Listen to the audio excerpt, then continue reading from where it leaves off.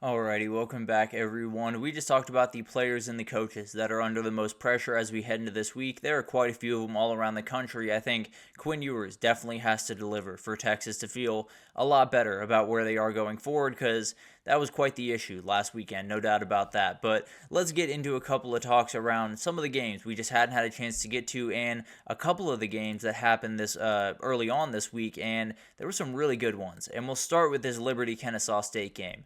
What a Wednesday game that we got. It was absolutely incredible to watch this one unfold, and it was a historic program for the team that is only about 40 minutes from me up the road. So incredible to watch this program get their first FBS win. A huge shout out to Brian Bohannon. He has been 72 and 36, 3 Big South titles, made the FCS playoffs 4 times, and now got a chance to take his team up to the FBS level this year. Gets their first win over an FBS team in the history of this program, which isn't that far. They started in 2015, and he has been the guy ever since they took over. Incredible moment for him. You could see it on his face after the game. It was really special. It was what college football is absolutely about, and absolutely incredible to watch that one unfold. On the side of the players, Davis Bryson played a great game, 16 for 20, 189, 1 touchdown, and one of those touchdowns, or that touchdown came in a huge 41-yard touchdown to Christian Moss. Some really talented players over there at Kennesaw State getting a little bit of that runoff from, all of the other teams in Georgia. Georgia State, Georgia Southern, some players leave there. They find their way down to Kennesaw State, and they play some really good football. A very, very talented team, and one of those teams that, although it hasn't been the greatest year in the world, this is one that makes you feel a lot better. 25.5-point underdogs coming into this game. It's a program-defining win. It makes you feel so much better about where you are going forward. Officially knocked Liberty out of the CFP. Frankly, I thought they were knocked out once that App State game got canceled early on in the year because I don't think 11-0 was going to get them in. But at the end of the day, it was a huge moment for that program and could be a huge launching point. There were a lot of recruits that were watching that game saying, this Kennesaw State team looks a little bit fun to play for. So it's definitely one of those moments that you badly need as you head up into the FBS ranks. And they got it at a huge moment when everyone was watching them against a team that everyone thought was just going to walk through their schedule. So a huge moment for Kennesaw State. Could not be happier for the Owls and Brian Bohannon. And hopefully this continues on and they can become a real big-time FBS program over the next little bit. But then we got to get into this one because did not go the way that I thought it was going to go. I can say that pretty confidently. Syracuse outgained Pitt by almost 200 yards. They were better on third down. They won time of possession by 23 minutes, holding the ball for almost 40 minutes of this game, and they lost by 28 points. It was absolutely incredible to watch this one unfold. The thing is, when you throw 5 picks and 3 of them are taken back to the house, you only have 6 rushing yards.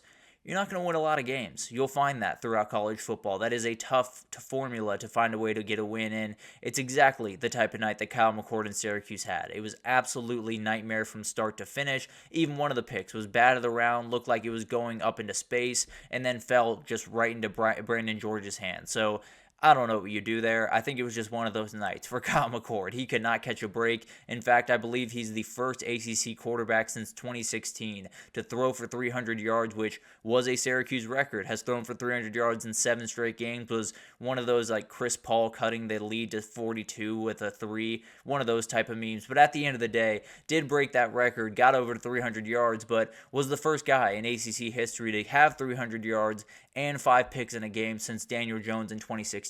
So shout out to Cole Kublik for that stat, but very, very weird. A game that I did not see going this way. I thought it was going to be a little bit of an offensive shootout. They go after each other a little bit, but Pitt stays undefeated. Syracuse officially out of the ACC race. Pitt heads to Dallas with a huge date with SMU this upcoming weekend. It's going to be a huge game and frankly could be a play-in game for the CFP, but obviously time will tell on that one. Huge win for Pitt, which was led by the defense. Not something that they've been accustomed to this year, but obviously one that they're very, very happy to see. Then getting into the Saturday games, Maryland-Minnesota is a very, very interesting game in my eyes because it's 2 teams that were a big part of burying USC's season and causing quite a bit of trouble down there in Southern California. But overall, Maryland was able to do it in kind of dramatic fashion, coming back in the last second, while Minnesota also kind of did it in dramatic fashion, to be totally fair, only winning by 3 points at home. But this Maryland defense has been just terrible giving up the pass. 288 yards per game through the air. Maybe this is Max Brosner's big game. Maybe it's the moment that he really kind of stamps himself in Minnesota, I don't want to say history, but on this year for Minnesota, and really proves a point, does incredible things. Now, on the other side, for Maryland, they love to throw the ball. Almost 60% of the time, they are going to throw the football, and the problem is they're throwing into the teeth of a top 5 defense or pass defense in the entire country for Minnesota. So I don't think the openings are going to be there. Give me Minnesota, and we'll talk about that actually a little bit later on Best Bet. So incredible one there, but then awesome one down there in the MAC, because not down there, up there in the MAC, because this one's going to be absolutely so much fun between Bowling Green and Toledo. Toledo favored by a little bit under a field goal in this one, and both these teams sit at what is an absolute mess at 2-1 in the MAC right now. I believe like 6 or 7 teams sitting at 2-1 right now. So we'll get quite a few answers this upcoming weekend, but on the Bowling Green side, you have one of the best quarterback, running back, pass catcher trios of the entire group of 5, and maybe even the entire country, but I won't go too far in that direction. Connor Bazelak, Terrion Stewart, as well as Harold Fannin Jr. are capable of doming pretty much anyone in the entire country, and is really, really good, and one of those offenses that is just so hard to get a beat on. So that's what Toledo's going to have to deal with. And then for Toledo, they have a special pair of wide receivers in Jerwan Newton and Junior Vandross. These guys are making play after play. They combined for 1,000 yards on this year, and they only have about 1,500 passing yards. So they are a lot of that offense, no doubt about that. They are now catching passes for John Allen Richter after he took over for Tucker Gleason when he went down with the injury in the Buffalo loss. So definitely something to watch there. I think I would lean Bowling Green in this game. I think they have a little bit of juice to them. I think Harold Fannon's going to be able to make enough plays down the stretch of this game. Although Toledo has a lot going for them, don't love that they have that backup quarterback that did not play all that great last week. I think Bowling Green gets a big-time win and stays in the hunt for the MAC in this one. Then you got Oregon State Cal. The Pac-12 still lives. We were still getting some of these games on the schedule, and got very excited when I saw it on the schedule, so I just had to talk about it really quickly. But it's going to be really awesome for a number of reasons, but the biggest one is we're going to see a lot of good on good for these teams. Cal is a pass-first team, averages almost 250 yards per game. Oregon State, 13th best pass defense in the country, only allowing 166 per game. So can Fernando Mendoza and this pass offense find the openings that they're going to need? And then on the other side, Giovanni McCoy in this Oregon State offense loves to run the ball. 7th best rush offense in the entire country. Cal only gives up a little bit over 100 yards per game. So who's going to win out in that? It's going to be incredible to watch the good on good. I will take Cal in this one just by a hair. Them being at home makes me feel a little bit better, but maybe Oregon State can slow this one down. Get the run game going with Giovanni McCoy, and get him going in. That's a really, really tough guy to stop once he gets rolling downhill. And then we got the game that we talked about a little bit earlier, a little bit of an overshadowed rivalry here, because this is one of those games that pretty much every single year you feel like you're always locked in on regardless of what the slate is.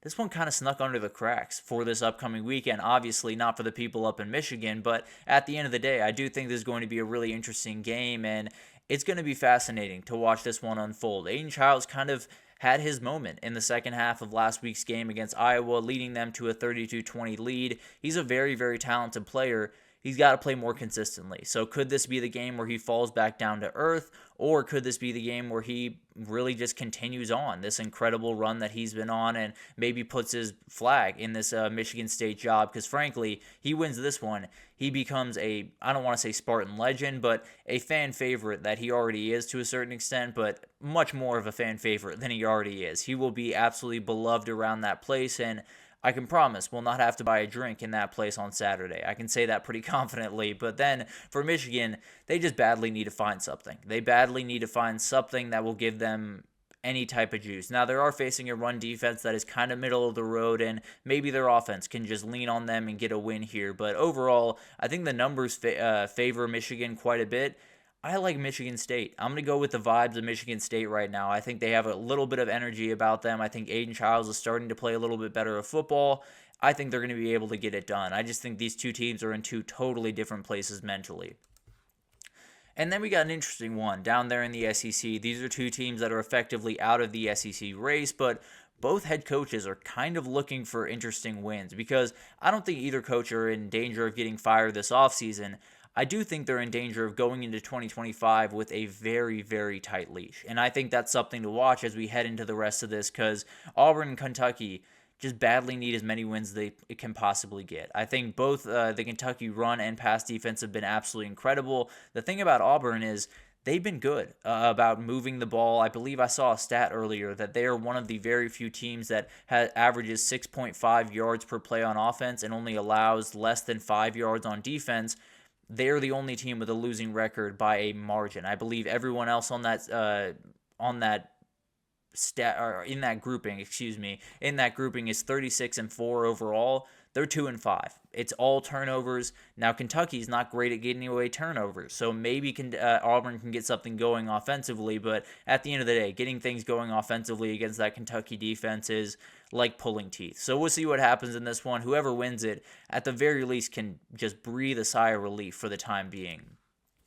And then we got a really, really interesting one in the Mountain West that's getting a little bit overshadowed by the game that's going on tonight. And to be fair, it probably should. I'm not necessarily arguing that, but this is a game that's going to be a huge matchup and define the conference moving forward in so many different ways. Because San Jose State, they get a win here, the power's in their hands. They still have Boise State. They still have UNLV on that schedule. They win those two games, they could be the CFP team going in. I know they're a team that we haven't necessarily talked about too much, but they absolutely could make a little bit of a run here. For Fresno State, they've probably already fallen out of the CFP race, but only one loss in conference and are favored here. They could win out and ruin a lot of the fun in the Mountain West over there, and possibly ruin the fun for Boise State and UNLV down the stretch. But this is a very interesting game. I want to lean San Jose State just to add a little bit of chaos into that Mountain West. I want to lean San Jose State here. I think Fresno State might get it done, but I'll go with San Jose State just for the time being, just for the chaos aspect of it. I will go with the Trojans, but it's going to be so much fun to watch that one unfold, and really all over the place this weekend. You know, you have those marquee matchups, and those are going to be incredible. I'm definitely going to be fully tuned into those, but there's so many really, really fun games all around the country, so many fun players like Harold Fannin. If you have not watched him up at Bowling Green yet, do yourself a favor. He is so much fun to watch, an absolutely dominating guy, and in my opinion, the very best tight end in the entire country. So incredible games all over the place. But let's take our third break here, and when we come back, we got to talk about my best bets as we head into this weekend. With a clean 500 last week, so still above 500 on the year, but going to be an incredible weekend this upcoming weekend. I've found a couple of bets that I like, so I'll break them down right after this.